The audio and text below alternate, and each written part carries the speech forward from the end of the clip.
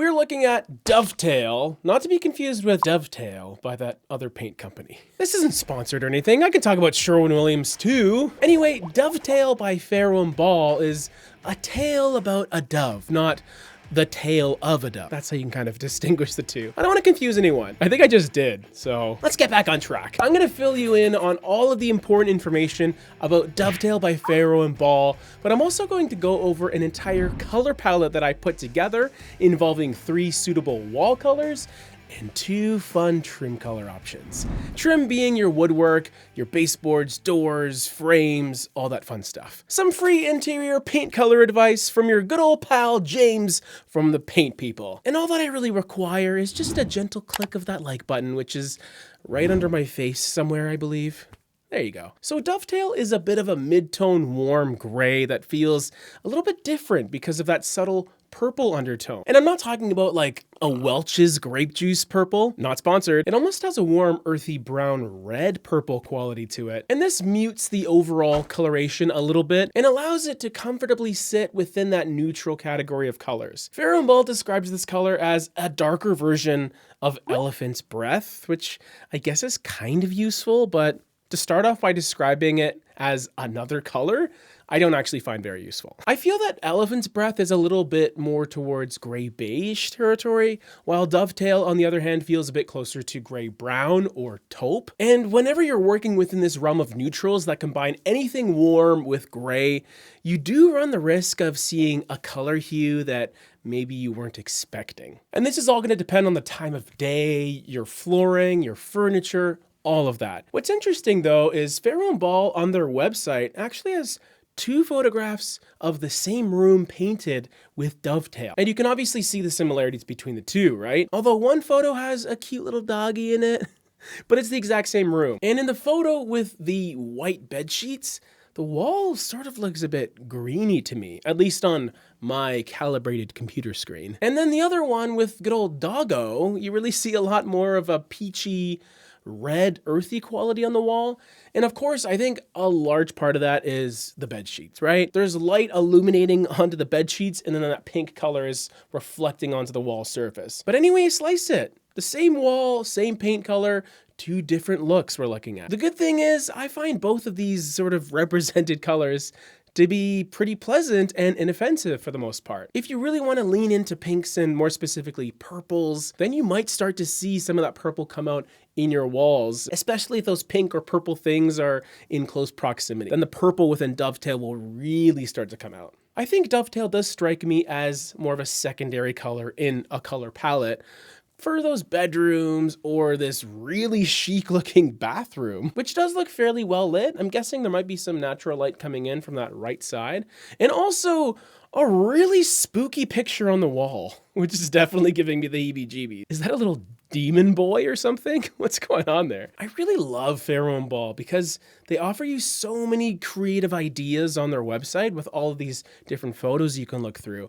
And if you look at this kitchen, for example, this really sort of eclectic mix of colors where you have Dovetail being the ceiling color, which is an interesting choice. I think it works well here because you clearly have a ton of natural light. You have what looks like big sliding doors leading outside, and then don't forget those skylights, which I'm crazy about. Skylights in the kitchen, it's just mwah, chef's kiss. Typically speaking, I would see Dovetail more so as a wall color, the main color on the walls. Maybe on cabinets, if you're into something more earthy, like kind of a rich, chic mud color. Although I haven't really used Farrow and Ball colors, more specifically Farrow and Ball paint on cabinets. The company does recommend their Estate Eggshell paint, but I don't know. I don't know. Now let's take a look at the color palette that I put together. So in addition to Dovetail, I have 3 other Farrow and Ball colors for you that you can add into the mix for most likely other rooms within your space. In some cases, you can double up and use 2 colors in the same space, but a lot of these choices are pretty saturated, so maybe just stick with the 1 per room. Just my advice. Starting with Palm from the California collection by Kelly Wurstler. This is a very lively, sort of minty green. And you could technically call it a mid-tone, but it does have a sort of freshness to it that keeps it feeling fairly light. And I don't necessarily mean a light color, just sort of feels like, you know, buoyant and airy. It sort of reminds me of pistachio gelato. God, I love that stuff. This is a color that could pull a little bit of that reddish purple out of Dovetail, making it a little more noticeable. But you also have that classic combo of a muted brown and green, that iconic color pairing of nature. There is also a little bit of gray in Palm to tone it down a tiny bit, but it's still pretty saturated at the same time. It will look green, as you can tell from some of these photos that are online. Normally I do gravitate towards those darker, rich greens, those jewel tones or forest greens, or something really on the opposite side of things, those more beigey, greenish colors. Palm is sort of in the middle. It's a mid-tone. It's also middle saturation-wise. Cinder Rose is another choice, and it's quite the choice, I would say. Good old dusty rose. This is more of a shaded pink that I must admit, it's extremely dynamic and definitely not for everyone. This is more so catering towards my grand millennial fans out there, but I also think it's a fun accent color choice in perhaps an otherwise more neutral or minimalist setup, where it's surrounded by colors like Dovetail or grays and kind of beigey colors. And then you can have just that fun little pop of dusty pink that sort of cuts through the noise. Maybe you were thinking of getting an accent color, and instead of going with a darker taupe, you just go with Cinder Rose. Third wall color I recommend is Ammonite, and this one is definitely coming back to reality a bit. A much safer color, so anyone that was really unsure about Cinder Rose, this is a color that you can digest way easier. It's also a lighter color overall, which means it's going to be easier to fit in those rooms that aren't getting a ton of good lighting. Much more gray beige leaning as well, more so than Dovetail and even Elephant's Breath, I would say. To me, this is the color that I would actually start with, and then I would have Dovetail sort of become my second main color, my 1B, I would say.